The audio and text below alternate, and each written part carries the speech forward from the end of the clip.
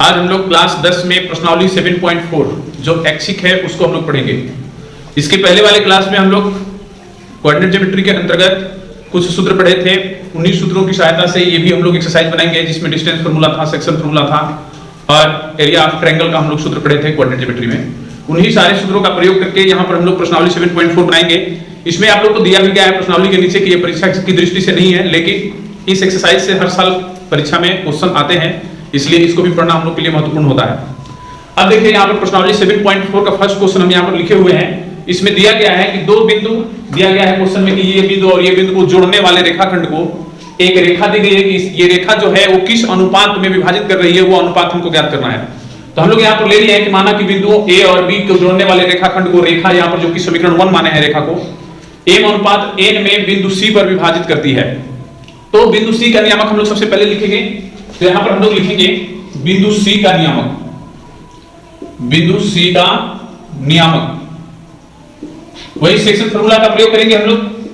m1 मेरा m है तो m x2 ये x1 y1 ये x2 y2 plus n into x1 2 बटा में m प्लस n। फिर यहां पर हम लोग क्या लिखेंगे m इंटू y2 मेरा 7 है plus n into y1 minus 2 है बटा में हम लोग लिख देंगे m प्लस n। ठीक है, तो क्या मिला हम लोग को देखिए 3m प्लस 2n बटा में m प्लस n और ये मिला 7m माइनस 2n बटा में m प्लस n।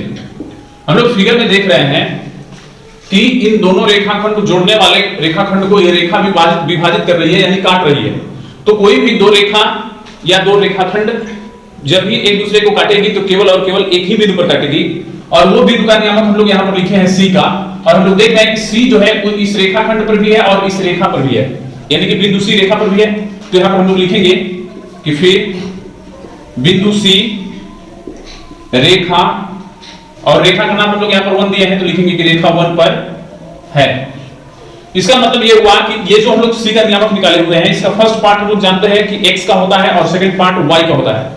तो ये x वाला मान इसी रेखा में हम लोग x की जगह रखेंगे और y वाला मान हम लोग y की जगह पे रखेंगे, यानी 2x है तो 2 into x की जगह ये रखेंगे 3m plus 2n बटा में m plus n। ठीक है, फिर प्लस y है तो y की जगह ये रखेंगे 7m minus 2n बटा में m plus n। फिर उसके बाद है -4 तो -4 लिख देंगे equal to 0।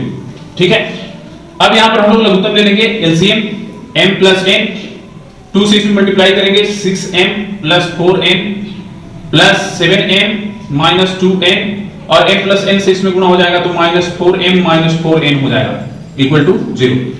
By cross multiplication हम लोग करेंगे। इसमें पहले ऊपर देख लेते हैं 6m और 7m हमको मिल गया 13 और 13 में से 4 जाएगा तो हमको 9 मिलेगा यानी कि 9m। फिर उसके बाद देखिए ये 4n और 4n खत्म हो गया, हमको मिला -2n बराबर m plus n से 0 में गुणा कर देंगे 0 हो जाएगा, यानी कि हमको क्या मिल गया 9m बराबर 2n कर देंगे 9m बराबर 2n, या हम लोग n को इधर लेके आएंगे तो m by n हो जाएगा और 9 को इधर लेके जाएंगे तो 2 by 9 हो जाएगा। यहाँ पर हम लोग बाय क्रॉस मल्टीप्लिकेशन करेंगे तो इतना मिलेगा हमको। तो अनुपात हम लोग को यही ज्ञात करना था, हम लोग लिख देंगे इसलिए अभिष्ट अनुपात के मतलब रिक्वायर्ड रेशियो हम लोग को यही ज्ञात करना था किस अनुपात में विभाजित कर रही है, हम लोग लिख देंगे 2:9। यही हमारा आंसर होगा। दूसरा क्वेश्चन हम लोग को दिया गया है कि बिंदुएं संरेखी है तो x और y के बीच संबंध ज्ञात करें, रिलेशन ज्ञात करना है x और y के बीच कब, जब ये तीनों बिंदुएं संरेखी है। तो हम लोग पीछे पढ़ चुके हैं कि जब तीन बिंदुएं संरेखी होती है तो उससे बनने वाले त्रिभुज का क्षेत्रफल शून्य होता है। तो यहाँ पर हम लोग लिखेंगे इसलिए त्रिभुज का क्षेत्रफल बराबर 0, त्रिभुज का क्षेत्रफल बराबर 0 और त्रिभुज के क्षेत्रफल का सूत्र हम लोग लिख लेंगे यहाँ पर 1/2 into x1 into y2 minus y3 plus x2 into y3 minus y1 plus x3 into y1 minus y2 equal to हम लोग 0 कर लेंगे। ठीक है, 1/2। अब यहाँ पर देखिए x1 y1 x2 y2 x3 y3 इसी से हम लोग मान रखेंगे। x1 मेरा x है, y2 minus y3 2 minus 0 plus x2 हमारा 1 है, y3 minus y1 0 minus y होगा, फिर x3 हमारा 7 है, y1 minus y2 y minus 2 हो जाएगा इक्वल टू हम लोग 0 कर लेंगे। ये 1/2 को हम लोग उधर भेज देंगे 0 हो जाएगा। तो ये x से 2 में गुणा करेंगे 2x 1 से -y में गुणा करेंगे तो हमको -y मिलेगा, प्लस 7 से इसमें गुणा करेंगे तो 7y - 14 = 0 मिलेगा। हम लोग को यहाँ पर क्या मिल गया, 2x plus 7y - y 6y हो जाएगा, -14 = 0। इसमें हम लोग 2 कॉमन भी कर सकते हैं, तो 2 कॉमन करेंगे तो x प्लस 3y - 7 = 0, और 2 को हम लोग उस साइड भेज देंगे तो 0 हो जाएगा, तो हो जाएगा x प्लस 3y - 7 = 0 लिख देंगे। यही अभीष्ट संबंध है, this is the required relation. ये हमारा आंसर हो गया, ठीक है। क्वेश्चन नंबर 3 देखते हैं हम लोग। क्वेश्चन नंबर 3 में दिया गया है कि वृत्त के परिधि पर 3 बिंदु है और वृत्त का हमको केंद्र ज्ञात करना है।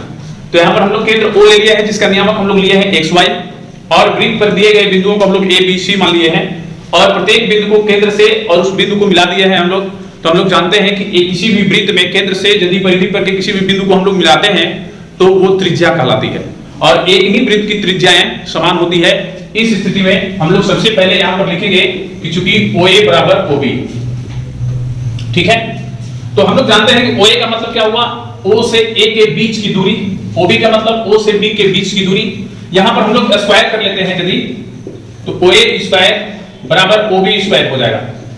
स्क्वायर हम लोग इसलिए किए हैं क्योंकि दूरी सूत्र में हम लोग OA लिखते तो स्क्वायर रूट में लिखते हैं, लेकिन स्क्वायर करते हैं तो स्क्वायर रूट नहीं लिखेंगे, सूत्र वही लगेगा लेकिन स्क्वायर रूट में नहीं लिखेंगे।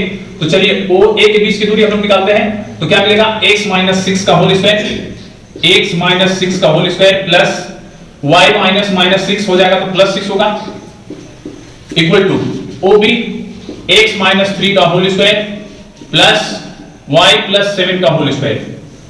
यहां पर हम लोग को ये मिल गया। यही चीज यदि स्क्वायर हम लोग नहीं किए होते, ये लिखते तो स्क्वायर रूट में लिखते इसको, ठीक है। चलिए आसान हो गया हम लोग के लिए। a - b के होल स्क्वायर तोड़ेंगे, x square - 12x + 36 plus y square plus 12y + 36 equal to x square - 6x + 9। फिर इसको भी तोड़ेंगे, y स्क्वायर प्लस 14y + 49। हम लोग देख रहे हैं कि x स्क्वायर और y स्क्वायर दोनों ओर से ये खत्म हो जाएगा। तो हम लोग क्या करेंगे कि पहले जो बचा है पहले उसको लिख लेते हैं, -12x + 12y और प्लस 36 और 36 72 हो जाएगा। उसी तरह इधर -6x + 14y और ये 9 और 49 हम लोग जोड़ लेंगे तो 58 हो जाएगा। अब हम लोग क्या करेंगे कि इन दोनों को उधर लेके जाएंगे, तो ये उधर जाएगा तो पॉजिटिव हो जाएगा, ये भी उधर जाएगा तो नेगेटिव हो जाएगा, और इधर जो दोनों है उसको लिख लीजिए उसी तरह -6x + 14y, और इसको हम इधर करेंगे तो 72 - 58 हो जाएगा। हम लोग को क्या मिल गया, 12x से 6x जाएगा तो 6x -12y + 14y हमको मिल गया +2y, और इक्वल टू में देखिए 12 से 8 गया 4, ये 6 में से 5 गया 1, 14 मिला हमको। यहां पर हम लोग क्या करेंगे, 2 कॉमन कर लेंगे तो मिल जाएगा 3x + y = 14। ये 2 से 14 7 बार में जाएगा तो हमको मिल जाएगा 3x + y = 7, ठीक है। पहला समीकरण हमको प्राप्त हुआ। इसी तरह हम लोग फिर एक और त्रिज्या को हम लोग बराबर करेंगे, OB बराबर OC कर लेते हैं, लिखते हैं यहां पर, फिर OB = OC, तो यहां भी हम लोग स्क्वायर कर लेंगे, OB स्क्वायर = OC स्क्वायर। और ध्यान दीजिएगा कि OB अब की बात क्या है, x - 3 का होल स्क्वायर प्लस y + 7 का whole square equal to OC में x - 3 y - 3, x - 3 का होल स्क्वायर प्लस y - 3 का होल स्क्वायर। ये तो हम लोग देख रहे हैं कि x - 3 का होल स्क्वायर इधर भी पॉजिटिव है, इधर भी पॉजिटिव है, तो पूरा कट गया। जो बचा उसी को हम लोग तोड़ेंगे, a + b के होल स्क्वायर पर y square plus 14y + 49 equal to y square - 6y + 9। तो y स्क्वायर भी गया, इधर 14y है और उधर से 6y आ जाएगा इधर, ठीक है। 9 उधर है और इधर से 49 इधर जाएगा, तो हमको क्या मिल जाएगा, देखिए 14 और 6 20y बराबर -40। तो y बराबर हमको क्या मिलेगा, ये 20 से 40 दो बार में कट जाएगा, -2 मिलेगा, ठीक है। y का मान हमको -2 मिला, वही मान यहां पर यदि हम लोग रख देंगे 1 में तो लिखेंगे 1 से 3x प्लस y का मान रख देंगे यहां पर -2 = 7, तो 3x - 2 = 7 हो जाएगा। तो 3x बराबर हमको मिलेगा 7 + 2, तो 7 + 2 = 9, तो x बराबर हमको क्या मिल जाएगा, 3 से 9 कट जाएगा, 9/3 करेंगे तो हम लोग को 3 मिलेगा। यानी कि x और y का मान हम लोग को प्राप्त हो गया। तो यहां पर हम लोग लिख सकते हैं इसलिए वृत्त का केंद्र equal to x y. Question number 4 अब हम लोग देखेंगे। क्वेश्चन नंबर 4 में हम लोग को दिया गया है कि किसी स्क्वायर के दो सम्मुख शीर्ष यानी कि अपोजिट वर्टेक्स दिए गए हैं, शेष दो अपोजिट वर्टेक्स हमको ज्ञात करना है। ये ध्यान दीजिए यहाँ पर कि वर्ग को हम लोग एबीसीडी मान लिए हैं। माना कि कोई वर्ग एबीसीडी है जिसके शीर्ष ए को हम लोग -1 2 ले लिया है, जो दो शीर्ष हम लोग को दिया गया है, और तीसरा उसके ठीक सामने का शीर्ष हम लोग को दिया गया है। सम्मुख शीर्ष का मतलब यही होता है कि ठीक एक दूसरे के सामने होना चाहिए। तो दूसरा शीर्ष 3 2 ले लिया है और बाकी जो दो शीर्ष बचा हुआ है उसमें b को हम लोग xy मान लिए हैं और d को ab मान लिया है। तो यहां पर हम लोग क्या करेंगे कि पहले विकर्ण इसका हम लोग ले लेंगे AC और विकर्ण BD। हम लोग जानते हैं कि AC और BD जो है एक दूसरे के बराबर भी होती है और एक दूसरे को समद्विभाजित भी करती है। ठीक है, तो सबसे पहले हम लोग क्या करेंगे, यहां पर लिखेंगे कि चूंकि ABCD एक वर्ग है और हम लोग जानते हैं कि वर्ग में चारों भुजाएं बराबर होती है, तो इसलिए हम लोग यहाँ पर AB बराबर BC लेंगे पहले। ठीक है, तो यहाँ पर स्क्वायर कर देंगे यदि, तो क्या मिलेगा, AB स्क्वायर बराबर BC स्क्वायर। इसका मतलब क्या होगा कि A और B के बीच की दूरी, और BC का मतलब B और C के बीच की दूरी, तो A और B के बीच की दूरी हम लोग यहाँ पर लिखेंगे स्क्वायर है, तो स्क्वायर रूट नहीं लिखेंगे तो क्या होगा हमारा माइनस, इसमें से घटा देते हैं x -1, तो क्या हो जाएगा x + 1 का होल स्क्वायर प्लस y - 2 का होल स्क्वायर, ये हो गया AB स्क्वायर। अब हम लोग लिखेंगे BC स्क्वायर x - 3 का होल स्क्वायर और फिर हो जाएगा हमारा y - 2 का होल स्क्वायर। हम लोग यहाँ पर देख रहे हैं कि y - 2 दोनों सेम है, ये खत्म हो जाएगा। यहीं पर हम लोग को बचेगा केवल x + 1 का whole square equal to x - 3 का होल स्क्वायर। इसका हम लोग स्क्वायर कर लेंगे तो x square plus 2x plus 1 equal to x square minus 6x plus 9। ठीक है, दोनों ओर से x स्क्वायर भी गया, 6x उधर से इधर लाएंगे तो प्लस में आ जाएगा और इस 1 को उधर लेके जाएंगे तो 9 - 1 हो जाएगा, यानी कि 8x बराबर हमको 8 मिल गया। तो 8 से 8 1 बार में कट जाएगा तो x बराबर हमको मिलेगा 1, यानी कि x का मान हमको प्राप्त हो गया। अब हम लोग आगे बढ़ेंगे। अब क्या करेंगे, ये इस पर ध्यान देना है। अब हम लोग जानते हैं कि वर्ग के प्रत्येक कोने पर, यानी कि यहाँ पर ये जो कोना है प्रत्येक कोने पर 90 डिग्री का कोण होता है, ये सबको मालूम है। ठीक है, तो हम लोग उसी के प्रयोग करेंगे। यहाँ पर हम लोग लिखेंगे कि समकोण त्रिभुज, ध्यान दीजिएगा, समकोण त्रिभुज ABC में हम लोग क्या जानते हैं कि कर्ण स्क्वायर बराबर लंब स्क्वायर प्लस आधार स्क्वायर। कर्ण हमारा क्या होगा AC, तो AC स्क्वायर बराबर, इसको लंब इसको आधार मान लीजिए, तो AB square plus BC square हो गया। ठीक है, तो यहां पर हम लोग देख रहे हैं कि AC स्क्वायर मतलब A और C के बीच की दूरी विदाउट स्क्वायर रूट के, क्योंकि स्क्वायर किए हैं यहां पर हम लोग, तो चलिए लिखते हैं 3 - 1, किसका मतलब 3 + 1 हो जाएगा, फिर प्लस 2 - 2 का होल स्क्वायर बराबर AB x + 1 का होल स्क्वायर होगा और फिर प्लस y - 2 का होल स्क्वायर हो जाएगा। फिर BC स्क्वायर हम लोग लिखेंगे x - 3 का होल स्क्वायर प्लस y - 2 का होल स्क्वायर। यहां पर हम लोग देख रहे हैं कि ये 4 हो जाएगा, 4 का स्क्वायर 16 और ये 0 हो जाएगा। इसको हम लोग तोड़ेंगे x square plus 2x plus 1, इसको हम लोग तोड़ेंगे y square minus 4y plus 4 plus इसको तोड़ेंगे x square minus 6x plus 9, इसको तोड़ेंगे y square minus 4y plus 4। ठीक है, यहां से हम लोग लिखेंगे। अब यहां पर ध्यान दीजिएगा कि x का मान हमको 1 पहले से प्राप्त हुआ है, तो इसमें हम लोग x का मान रख लेंगे। तो हमको यहां पर 16 बराबर क्या मिल गया, x की जगह हम लोग लिख देंगे 1 square plus 2 * 1 plus 1 plus y square minus 4y plus 4 plus यहां भी x स्क्वायर है तो 1 का स्क्वायर कर देंगे minus 6 * 1 plus 9 plus y square minus 4y plus 4। ठीक है, हमको क्या मिला 1 plus 2 plus 1 plus y square 2y square हो गया माइनस 4y माइनस 8y हो गया और प्लस 4 प्लस 8 हो गया। फिर प्लस में 1 स्क्वायर को 1 लिखेंगे, ये 6 हो जाएगा और ये प्लस 9। ठीक है, हमको क्या मिला 2y स्क्वायर माइनस 8y। अब ध्यान दीजिएगा सब अचर है, उसको जोड़ेंगे हम लोग, 2 1 3 1 4 4 और 8 12 12 और 1 13 13 और 9 कितना होगा 22 22 में से 6 जाएगा तो 16, यानी कि हमको 16 प्राप्त होगा। ठीक है, और इधर हमको 16 मिला हुआ है, तो ये 16 और ये 16 भी खत्म हो जाएगा, तो हमको क्या मिला 2y² minus 8y equal to 0, इधर 0 बचा। अब इसमें हम लोग देख रहे हैं कि 2y कॉमन है, कॉमन कर लेंगे तो y माइनस 4 मिलेगा इक्वल टू 0। गुणनखंड के नियम के अनुसार इसके बराबर 0 करेंगे तो 2y बराबर 0, तो इसलिए y बराबर 0 हो जाएगा। और यदि y माइनस 4 बराबर 0 करते हैं तो y बराबर हमको 4 मिलेगा, यानी कि यहां पर y का दो मान हमको प्राप्त हो गया, 0 और 4। यहां से भी हम लोग शेष ले सकते हैं, लेकिन हमको a और b भी ज्ञात करनी है, इस पर भी ध्यान देना है। तो हम लोग अब क्या करेंगे, हम लोग जानते हैं कि वर्ग का विकर्ण एक दूसरे को समद्विभाजित करता है, इसलिए AC का विकर्ण, AC का मध्य बिंदु जो O होगा वही BD का भी मध्य बिंदु होगा, तो उसी पर हम लोग फिर लिखेंगे, उसी सूत्र पर लिखेंगे यहां पर फिर AC का मध्य बिंदु, AC का मध्य बिंदु बराबर BD का मध्य बिंदु, BD का मध्य बिंदु, ठीक है। तो AC का मध्य बिंदु का सूत्र का हम लोग प्रयोग करेंगे, तो AC का मध्य बिंदु क्या होगा 3 - 1 यानी -1 + 3/2। फिर उसके बाद हमको क्या मिलेगा दूसरा 2 + 2/2।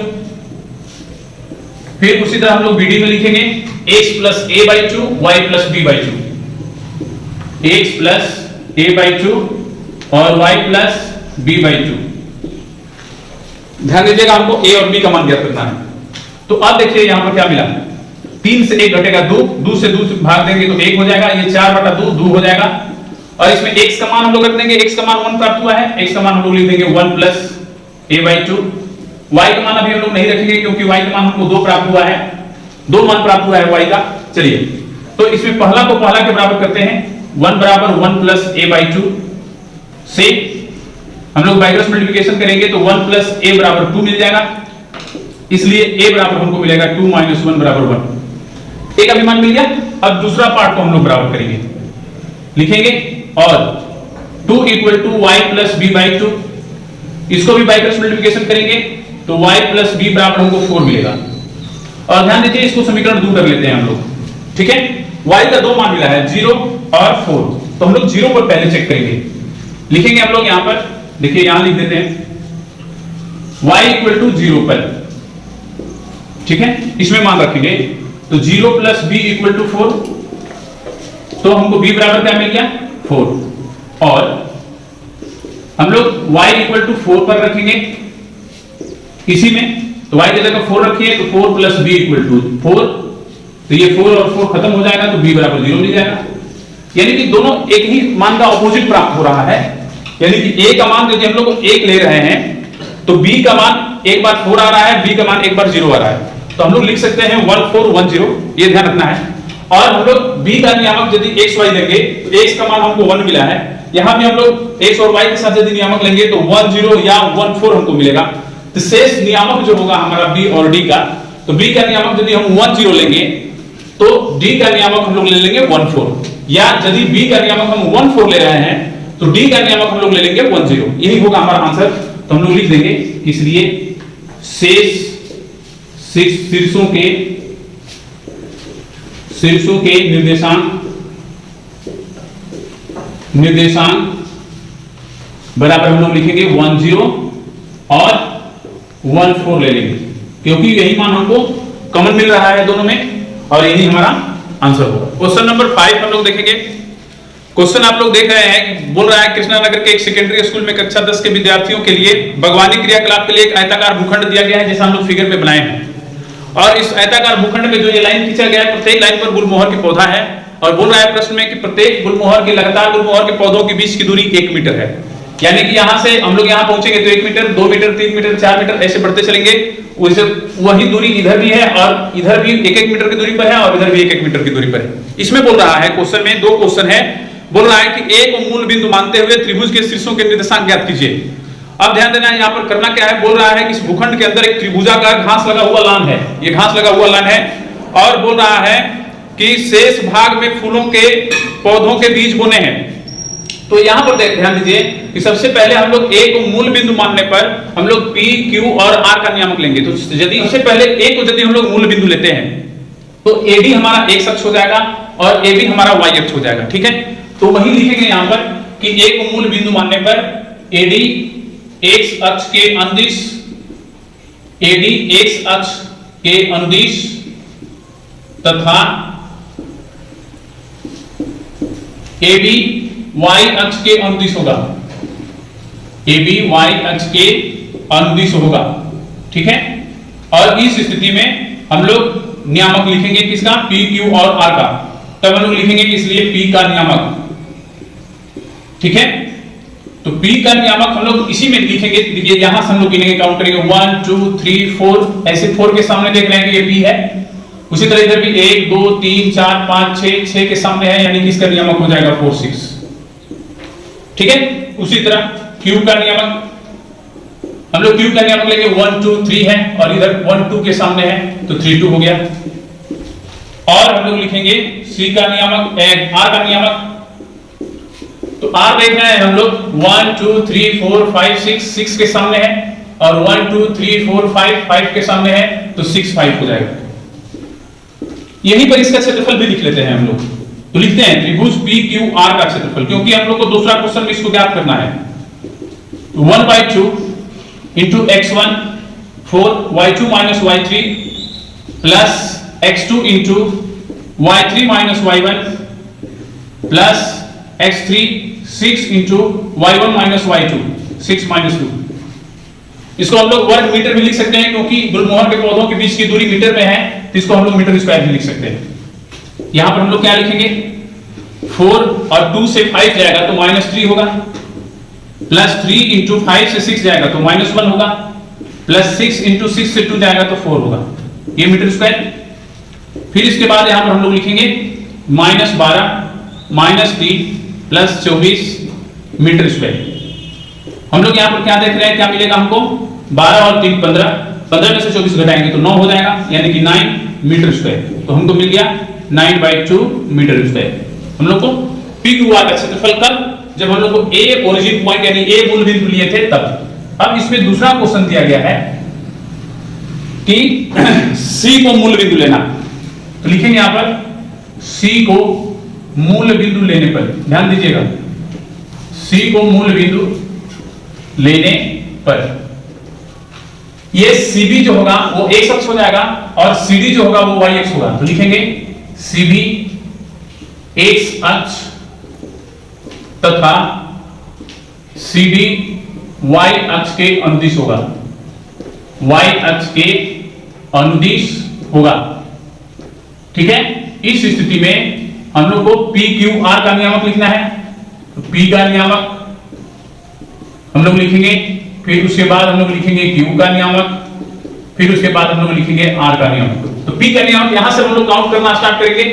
तो P देखेंगे कहां तक है, 1 2 3 4 5 6 7 8 9 10 11 12, 12 के सामने है, और इसमें इसके किसके सामने है, तो इसके सामने आएंगे तो 1 2 3 के सामने हो जाएगा, नहीं 3 नहीं 2 के सामने है तो 12 2 हो जाएगा। फिर उसके बाद हम लोग Q का नियामक लेंगे, तो 12 तक तो आया था, ये 13 हो गया, ये 13 के सामने है। ठीक है, और उसके बाद हम लोग यदि यहां से काउंट करते हैं तो 1 2 3 4 5 6 किस लगभग 6 के सामने आ रहा है, तो 13 6 हो जाएगा। ठीक है, फिर उसके बाद हम लोग R का नियामक लिखेंगे। R का नियामक हमारा होगा 1 2 3 4 5 6 7 8 9 10, 10 के सामने है। ठीक है, और उसके बाद इधर से हम लोग गिनेंगे तो 1 2 3 के सामने है, तो 10 3 हो जाएगा। इस स्थिति में भी जब PQR का हम लोग नियामक लिए हैं C को मूल बिंदु लेकर के, इस स्थिति में भी इसका क्षेत्रफल बोल रहा है निकालने के लिए, तो हम लोग लिख लेंगे PQR का क्षेत्रफल। फिर वही सूत्र का प्रयोग करेंगे, 1/2 x1 क्या है 12, y2 minus y3 6 minus 3 plus 13, y3 minus y1 3 minus 2 plus x3, y1 minus y2 2 minus 6। यहां भी हम लोग मीटर स्क्वायर लिख सकते हैं, इक्वल टू 1/2 12, 6 से 3 जाएगा तो 3 होगा, प्लस 3 इंटू 3 माइनस 1 2 होगा तो 1 हो जाएगा, प्लस 10 इंटू -4 होगा मीटर स्क्वायर। फिर यहां पर क्या मिलेगा 1/2 बांटते हैं 36 प्लस 13 माइनस 40 मीटर स्क्वायर। यहां पर हम लोग क्या लिखेंगे 36 और 13 49 माइनस 40 मीटर स्क्वायर, और यहां पर हमको क्या मिल गया 9 मिलेगा इसका अंतर, तो 9/2 मीटर स्क्वायर हो जाएगा। और क्वेश्चन में पूछ रहा है इसमें कि साथ ही उपरोक्त दोनों स्थितियों में त्रिभुजों के क्षेत्रफल ज्ञात कीजिए। आप क्या देखते हैं, तो हम लोग देख रहे हैं कि जब एक मूल बिंदु लिए हैं तो जितना क्षेत्रफल आया है वही क्षेत्रफल सी को भी मूल बिंदु लेने पर हमको प्राप्त हो रहा है। यानी कि किसी भी त्रिभुज का क्षेत्रफल किसी भी मूल बिंदु को लेने से उसके क्षेत्रफल में कोई परिवर्तन नहीं होने वाला है। इसलिए इस स्थिति में हम लोग लिख सकते हैं, इसलिए हम लिख देंगे कि हम देखते हैं कि दोनों त्रिभुजों का क्षेत्रफल समान है। या हम लोग ऐसे भी लिख सकते हैं कि दोनों स्थितियों में, त्रिभुज तो एक ही है, दोनों स्थितियों में त्रिभुजों का क्षेत्रफल समान है, ऐसे भी लिख सकते हैं। दोनों स्थितियों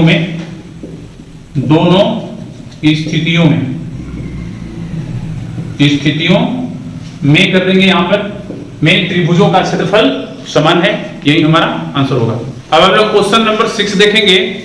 इसमें दिया गया है कि किसी त्रिभुज ABC के शीर्ष A46, B15 और C72 दिया गया है और बोल रहा है कि AB पर एक बिंदु D और AC पर एक बिंदु E इस प्रकार है कि AD बटा में AB बराबर AE बटा में AC बराबर 1/4। इसमें हम लोग को करना क्या है कि ADE का क्षेत्रफल हमको निकालना है और ADE का क्षेत्रफल हम लोग तभी निकाल पाएंगे जब हम लोग D और E का नियामक ज्ञात कर लेंगे। ठीक है, तो उसके लिए हमको ये अनुपात दिया है, इसी की सहायता से हम लोग ज्ञात करेंगे D का नियामक।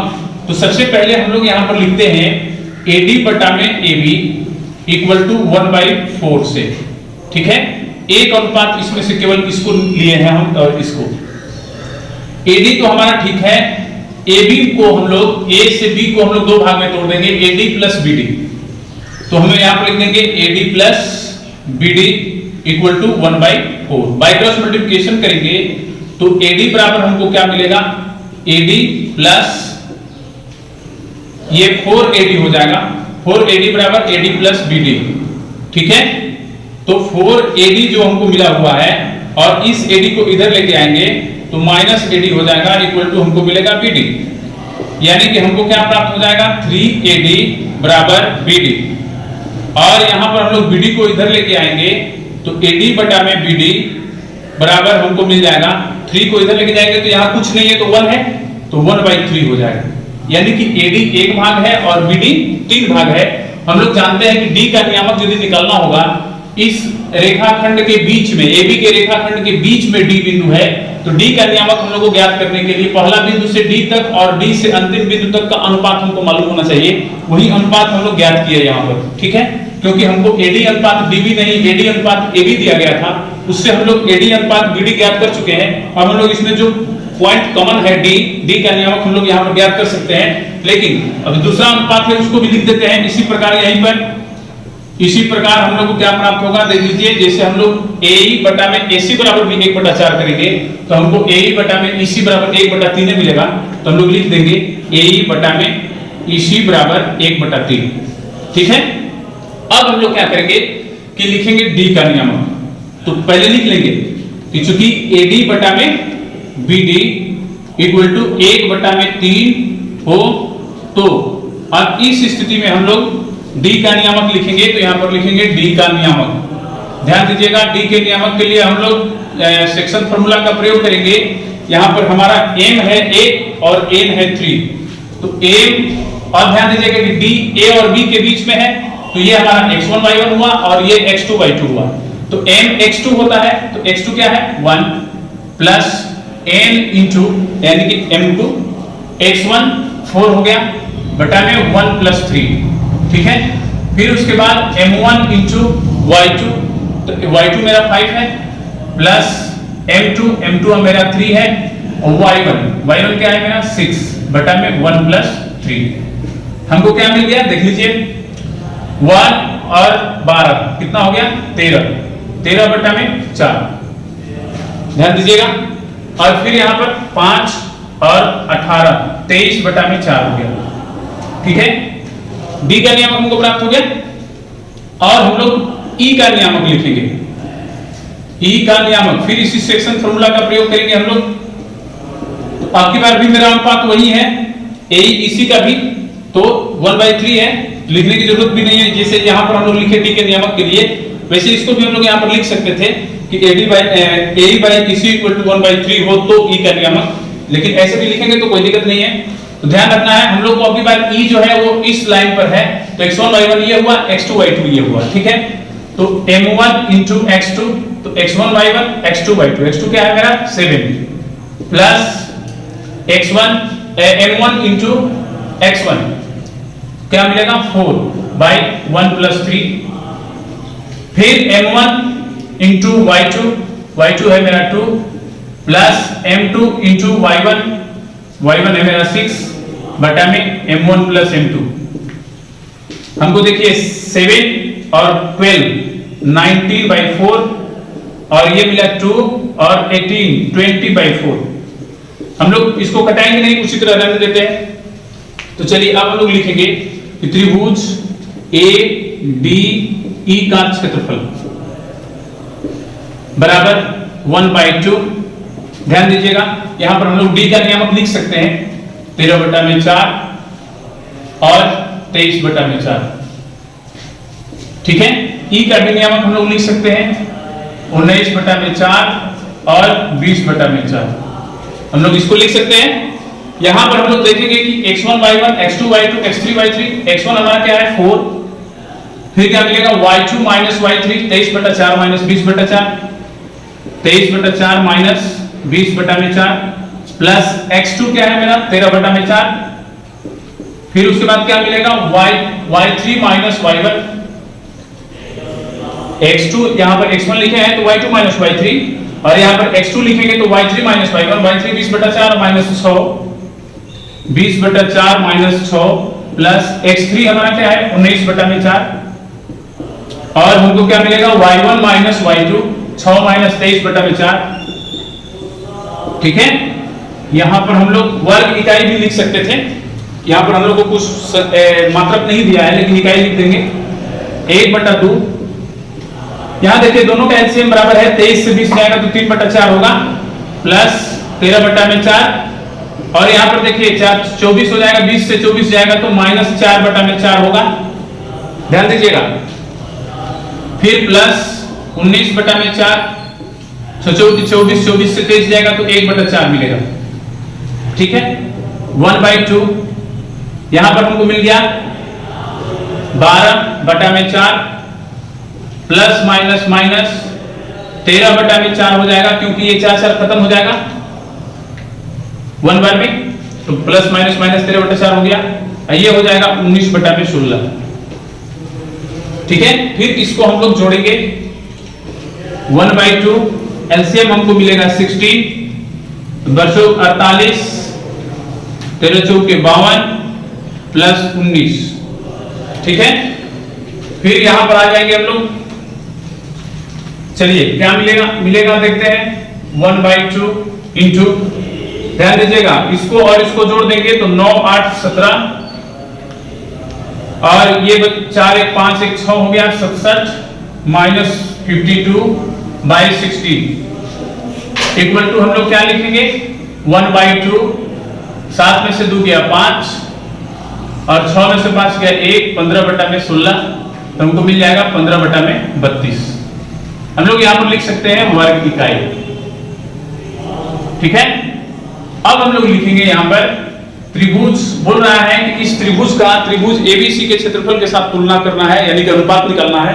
तो त्रिभुज ABC का भी क्षेत्रफल हम लोग निकालेंगे, लिखेंगे त्रिभुज ABC का क्षेत्रफल बराबर 1/2, x1 क्या है मेरा 4, y2 - y3 यानी कि 5 - 2 हो जाएगा, प्लस x2 हमारा है 1 और y3 - y1 यानी 2 - 6 प्लस x3 हमारा है 7 और y1 - y2 यानी 6 - 5, हम लोग यहां पर लिख लेंगे इक्वल टू हमको क्या मिलेगा 1/4, 4 × 3 प्लस 1 × -4 प्लस 7 × 6 से 5 जाएगा तो -1, 6 से 5 जाएगा तो 1, -1 नहीं 1, यहां पर हम लोग लिखेंगे 1/2 12 - 4 प्लस 7, इक्वल टू 1/2, 12 और 7 19 हो गया।